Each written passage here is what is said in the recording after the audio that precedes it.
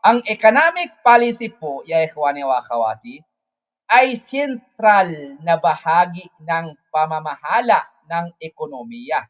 Ito ang gabay ng gobyerno sa pagtugon sa mga hamon ng inflation at tadakum, kawalan ng trabaho, unemployment, kahirapan at balansing paglago. May dalawang pangunahing uri nito na binigay natin, no? Fiscal policy, yung gastos at buwis, at monetary policy, pera at interest. Sa pamamagitan ng maayos na economic policy, naitaguyod o naitataguyod ang stability at prosperity ng lipunan. Wahakada. So, yan lang po, fighting inflation. So,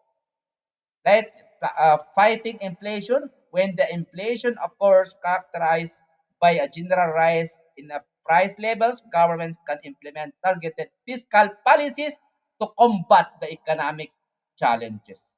Allahu Akbar. So, ano yung anti-inflation strategy? Yan po yung sa tax policy. So, increase taxes, decrease consumer demand, lower price, and reduce nakuha natin yan kanina. No? Paano gagawin ng government? So, may export promotion tayo. Andito si Tito. Andito si Tito na isa. So, export promotion, may sector development din na nabanggit natin yang kanina. So, balance of payments management. Wahakada.